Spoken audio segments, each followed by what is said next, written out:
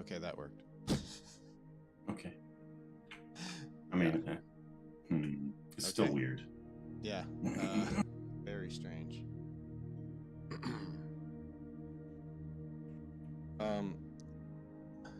Have you heard of the Emergent Church? Maybe? I don't know.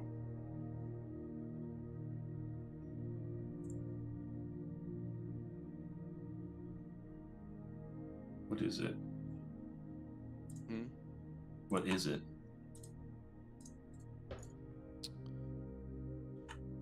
It is postmodern Christianity. What's that? Or postmodernism. Because I've heard that word too, but I don't actually know what that is. This is all part of my unless we're touching on New Age. And then it's not humanist really New Age. BS. It is humanism, but not in New Age form. It's different. Okay. I've been listening to one of the leaders of the Emergent Church movement. His name is Brian McLaren, and I at least based on my initial kind of assessment, which of course it's really early, but he seems to be a representative and is eloquent but ambiguous. Anyway, we can chat it out. That sounds about right. Coffee. It's really interesting, but it's untrue. Okay. It does not align with what God says in the Bible. Okay. But I would be accused of ignorance and rigidity by saying that by the Emergent Church movement. Yeah. Okay. Because I'm thinking in the old way. We need a new way. We need a new Christianity. That sounds extraordinarily dangerous. That evolves right. with culture and accepts culture. That's to remain. What do they mean by culture? Yeah, exactly. Yeah. I know what you mean. Yeah, so I've just been, as part of my, we've got about 15 seconds, but... Except we've already transitioned, we're already live. Hey, we're already burying ourselves here with our... Yeah. So, what do you call that? I don't know, I've been, as part of this movement in me to be okay with seeking out other belief systems for understanding, and as well as secular beliefs, atheists, scientism, all these things. I'm like, okay, I'm gonna listen. I'm gonna really try to wrap my head around it and assess objectively, and not run away. And that's what I've been running away from all of that stuff for 31 years since I've been a believer, and now God's having me face it. So that's why. All right. Welcome to First Fruits, Daniel. So good to see you this morning. Feels funny saying this every morning, but I know it's important because sometimes people will come across us and wonder, what the heck are these guys doing? So let me answer that question. That's funny to me too, so. Yeah. Here's what we're doing. At First Fruits, we read the Bible together every morning. And the goal is to hear God's voice through His Word for our lives. Oh, and to be clear, if you joined us 5 minutes ago, we read the Christian Bible. Indeed. Christian Bible. That is 2,000 years or 1,500 years old. The English, we do read different versions. I think I have the English Standard Version that I read from, Daniel NIV. Is that right? The 1971 version? No, the 1996. Oh my. 93. Scandalous. Hey, now. I did get the 1983. Didn't you get I thought you purchased a 71 version. There's no 71 version. This is the earliest, I think. Well, 73. yes, this. The 73 I know exists because that was the year I was born. This is 73. Sorry. Hallelujah. New Testament. You want it? I have 2 more in the mail. Oh, wow. If you want the actual 73, here it is. It's a bit twisted. I'll buy it from you. You don't need to buy I it. would love that, actually. To the best mother ever, all of our love, Gary, Pat, and Lay. Oh, wow. How beautiful. May is that? 12th, 1974. That was given to the best mother of all time? Yeah. Wow, that's a big deal. Back in 74. It's kind That's of a wild. big deal. I feel kind of weird having it now. Yeah. Hey, Lauren. Morning. Hey, Spray's late. We're being a little cheeky this morning. We had an interesting start. No worries. So, okay. So we're reading Hebrews 11, verses 20 through 40. And yes, that is ambitious. But we are ambitious sometimes. Dan's not here, so I have to cover. Hebrews that. Heck yeah. Hebrews. That's a beautiful dad joke. We need to use that. Somebody did use it by turning a Christian coffee shop into that. Are you serious? Somewhere. I remember seeing it. Yes. I love people. All right. Hebrews 11, verses 20 through 40. Hey, let's jump in. Take the first pass. And this is longer. If you guys want to do a second pass, we can. It's up to you. I'll do the first one. By faith, Isaac invoked future blessings on Jacob and Esau. By faith, Jacob, when dying, blessed each of the sons of Joseph, bowing in worship over the head of his staff. And by faith, Joseph, at the end of his life, made mention of the exodus of the Israelites and gave directions concerning his bones. By faith, Moses, when he was born, was hidden for 3 months by his parents, because they saw the child was beautiful, and they were not afraid of the king's edict. And by faith, Moses, when he was grown up, refused to be called the son of Pharaoh's daughter, choosing rather to be mistreated with the people of God than to enjoy the fleeting pleasures of sin. He considered the reproach of Christ greater wealth than the treasures of Egypt, for he was looking to the reward. By faith he left Egypt, not being afraid of the anger of the king, for he endured as seeing him who is visible. And by faith he kept the Passover and sprinkled the blood, so that the destroyer of the firstborn might not touch them. By faith the people crossed the Red Sea as on dry land, but the Egyptians, when they attempted to do the same, were drowned. By faith the walls of Jericho fell, after they had been encircled for 7 days. And by faith Rahab the prostitute did not perish with those who were disobedient, because she had given a friendly welcome to the spies. And what more shall we say? For time would fail me to tell of Gideon, Barak, Samson, Jephthah, and David, and Samuel, and the prophets, who through faith conquered kingdoms, enforced justice, obtained promises, stopped the mouths of lions, quenched the power of fire, escaped the edge of the sword, were made strong out of weakness, became mighty in war, and put foreign armies to flight. Women received back their dead by resurrection. Some were tortured, refusing to accept release so that they might rise again to a better life. Others suffered mocking and flogging and even chains and imprisonment. They were stoned, they were sawn in two, they were killed with the sword.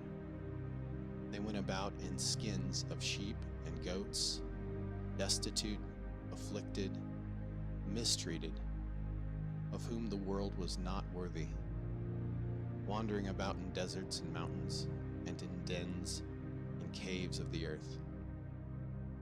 And all these, though commended through their faith, did not receive what was promised, since God had provided something better for us, that apart from us, they should not be made perfect.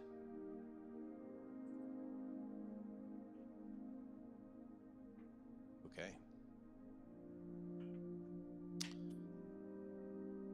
What do you think? One more time through, or are we good? One more. Okay. I have one big thought on this, but I'm going to take you through.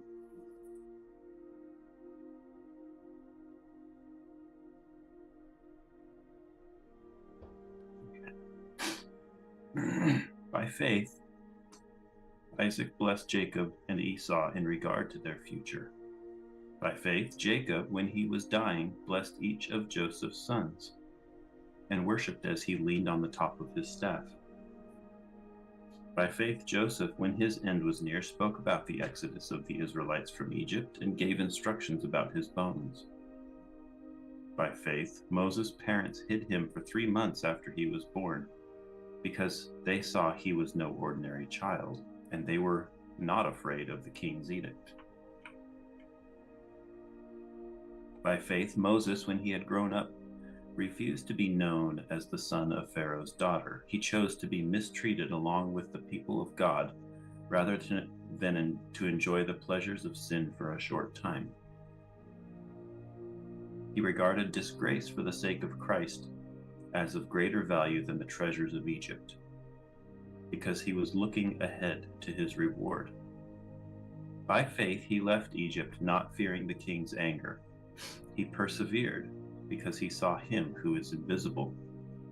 By faith, he kept the Passover and the sprinkling of blood, so that the destroyer of the firstborn would not touch the firstborn of Israel. By faith, the people passed through the Red Sea as on dry land, but when the Egyptians tried to do so, they were drowned. By faith, the walls of Jericho fell after the people had marched around them for 7 days.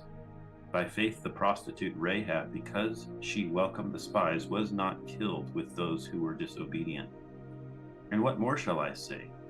I don't have time to tell about Gideon, Barak, Samson, Jephthah, David, Samuel, and the prophets, who through faith conquered kingdoms, administered justice, and gained what was promised, who shut the mouths of lions, quenched the fury of the flames, and escaped the edge of the sword, whose weakness was turned into strength, and who became powerful in battle and routed foreign armies. Women received back their dead, raised to life again. Others were tortured and refused to be released so that they might gain a better resurrection. Some faced jeers and flogging, while still others were chained and put into prison. They were stoned, they were sawed in two, they were put to death by the sword. They went about in sheepskins and goatskins, destitute, persecuted, and mistreated. The world was not worthy of them. They wandered in the deserts and mountains, and in the caves and holes in the ground. These were all condemned for their faith, yet none of them received what had been promised. God had planned something better for us, so that only together with us would they be made perfect.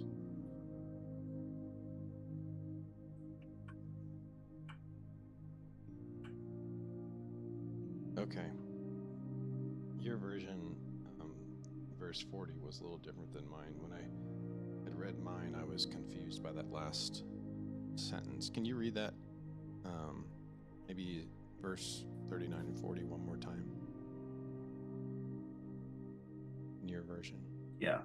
39. These were all condemned for their faith, yet none of them received what had been promised. God had planned something better for us, so that only together with us would they be made perfect. Okay. So they were all commended with their faith, but they didn't receive what was promised, so that we together with them could be made perfect.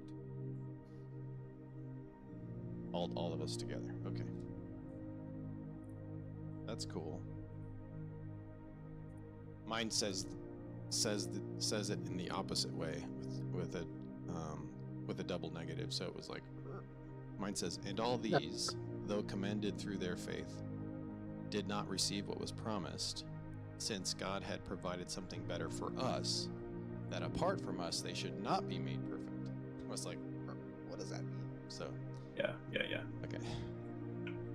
And I think that's what your version is too, right, Lauren? You have the ESV. Yeah. Okay. I was Yeah. too for where I was like, just You're kind of cutting out a little bit, like you're in and out when you talk. internet's being weird. Okay. I heard that last statement you said in full, but all right, cool. All right, guys. Wow, this is pretty amazing. This is a really famous passage, and gives a great, wide brushstrokes of what faith looks like, true faith. So what are your thoughts on this? What stood out? Whose weakness was turned into strength. That's the one phrase that I pulled from this. Yeah. Mostly because all of these, it's like whoever wrote Hebrews must not have read very deeply into these stories of these guys, because they were just as messed up as everybody.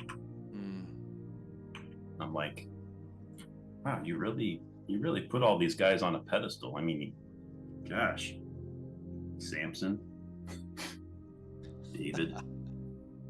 I mean, David, yeah, that makes sense. But Gideon was timid. He was not self-confident at all. Funny enough, I kind of feel like him sometimes. Yeah. But it's like, are you sure you know who you're actually talking about? Did you actually read author of Hebrews? Yeah.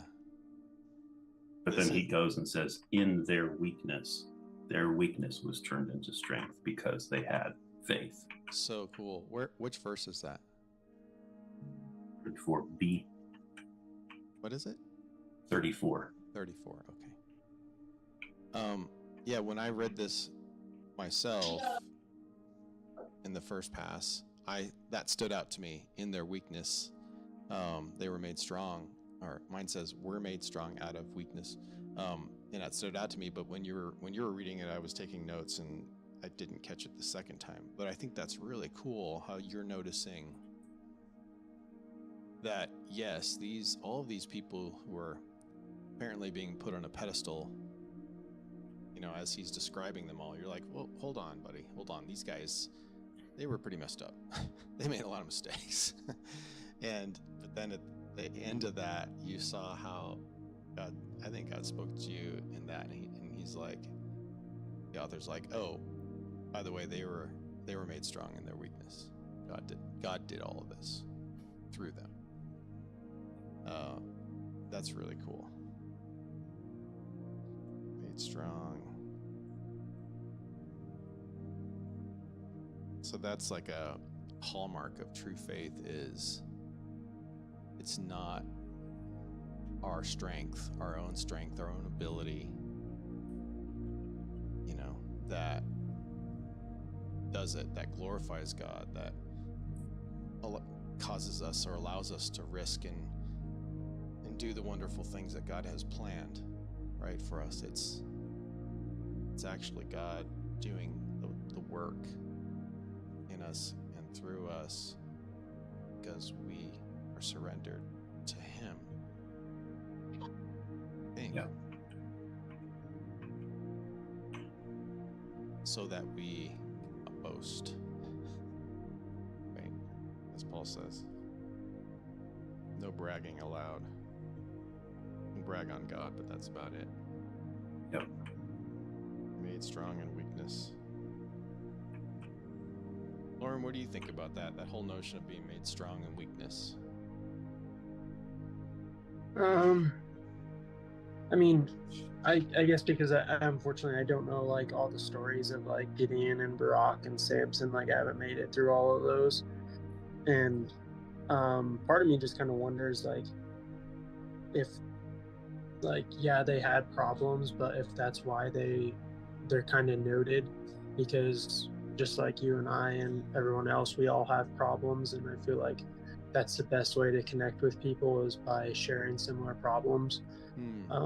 Kind of like Daniel said, like I think he said it was Barak or Gideon was kind of nervous at times and stuff like that. I feel like each character, I'm sure, had their own flaws that maybe someone can connect with. And that's just another way to draw someone to faith, is my thought on it. Yeah, connecting with people and being able to empathize. And Even the strong and the super faithful still have issues and problems and things that they have to work through, that they're not perfect either. Yeah. That's awesome. I think that I'm just trying to think. Isn't it so important to, I think there's a misunderstanding in our culture that Christians think that we have it all together and that we know everything, and that to be a good Christian you have to be perfect. And in fact, it's very different. Being a Christian is, like what you're saying, Lauren, is actually just being more aware, I think, of our own weakness and being willing to share that with others, so that they recognize that they're not alone.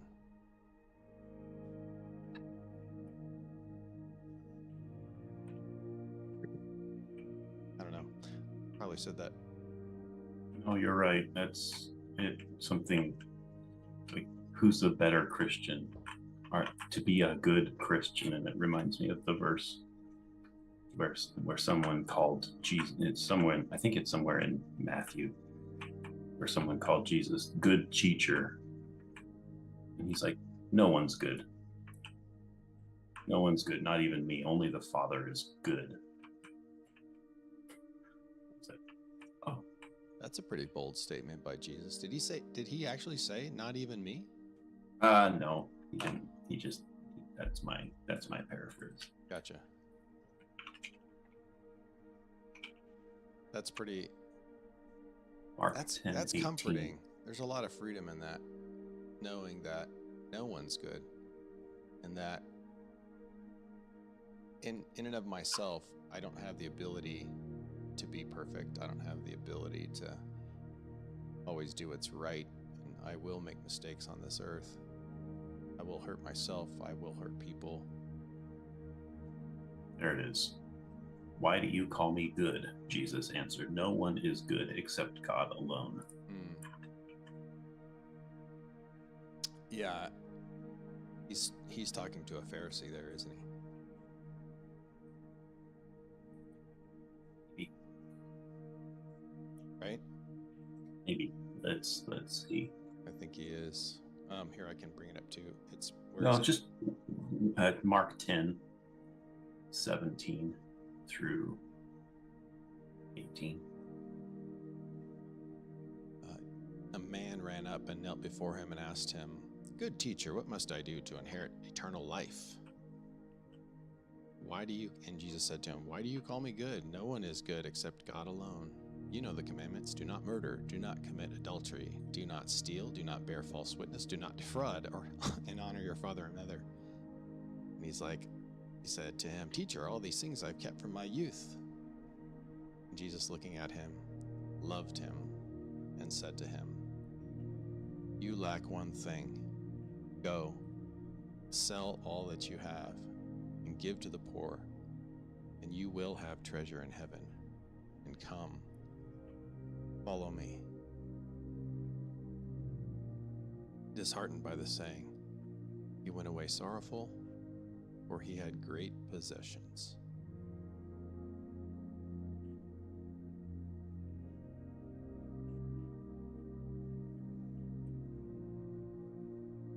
Yeah, so no one is good except God alone.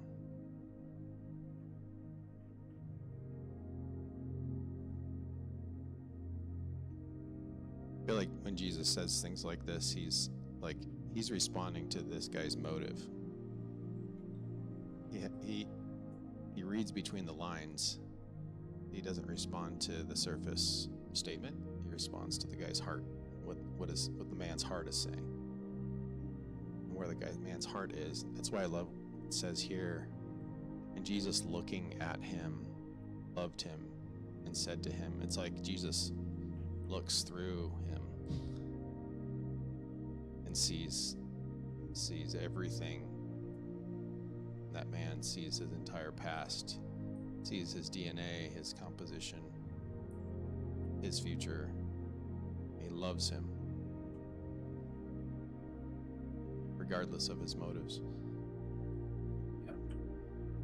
And he speaks the one thing that man needs to hear for him to change.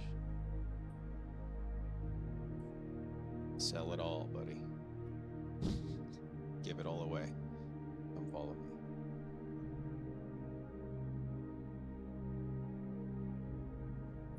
Huh.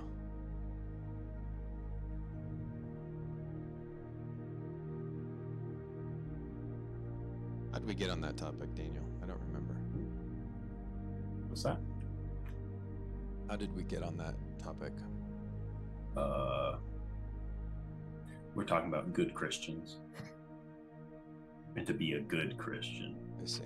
you gotta do this and know all this and Yeah. be able to quote this and pull that example. It's like, no one's a good Christian.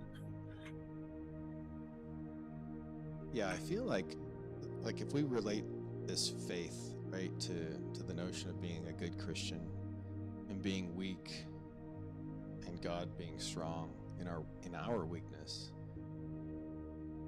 the way I kind of frame that up in my head and what that actually means to live that out is a daily and moment by moment surrender to God and who he is and what he did for me. Knowing that I am in and of myself, right? My own strength, I am weak and in desperate need of God in my life. And if I surrender to that truth, right, and his love for me, what he did for me on the cross to redeem me, to make me a new creation, then he fills me with his Holy Spirit and propels me into faith in action. And that's, to me, that's what strength in weakness is.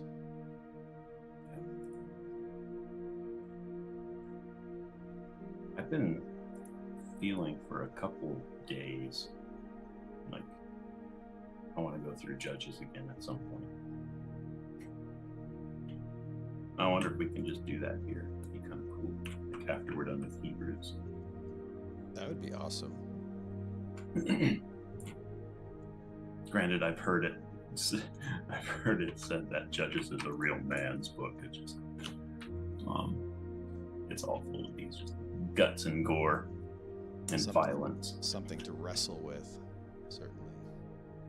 And as a kid, it was kind of a favorite of mine just because it's like, oh yeah, the war and the battle and all this stuff.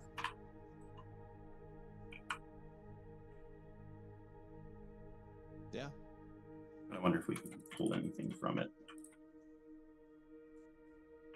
Love it. Sounds like a nomination. It's only a nomination. Oh, you can.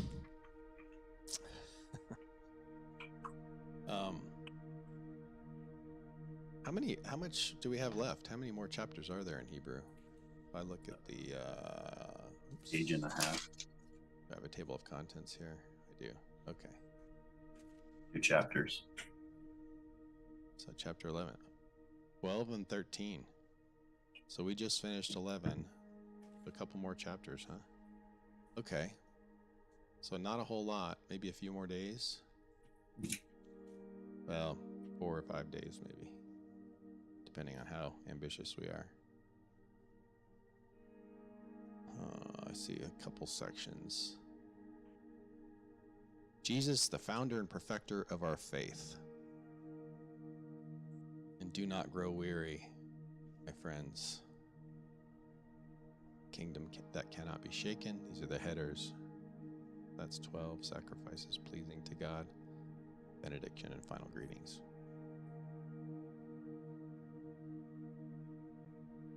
All right. Couple minutes left. Any final thoughts before we wrap up? What's our takeaway today? What truth can we walk in today? I mean, in my mind, I just picked up from it, like, even in weakness, seek faith. Even in weakness, seek faith. I'm writing that down. Yes. That's pretty awesome. That reminds me of the man, goes to Jesus to help his daughter, to save his daughter who's dying. I think that's the story. And he basically finds Jesus and he's like, please help me. My daughter is sick. And I don't remember what Jesus says. Oh, does he say, ye of little faith? Something like that. And the guy's response is, Well, at least it's some gall. Give it some slack. yeah, I know. But his response is like, please strengthen my faith. Like, okay, I don't have the faith that you're calling me to, but I believe that you can give it to me, so please strengthen my faith. I think that's a kind of a version of what you're talking about, Lauren. Even in weakness, seek faith. I love that. I guess maybe whether in strength or weakness, seek faith. Yeah. Cool. Thank you for that. All right. I'll go ahead and pray us out and we'll wrap it up for the day.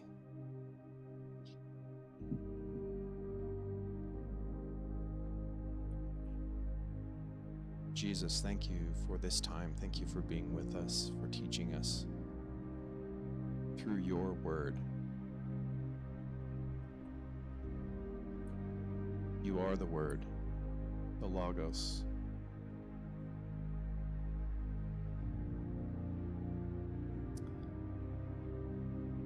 And you are mighty.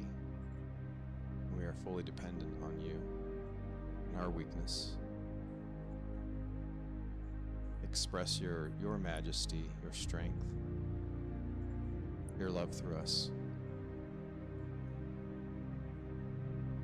Strengthen our faith so that we will walk in faith and act it out like our brothers and sisters described here in Hebrews we read today. Thank you, God. We love you. Amen.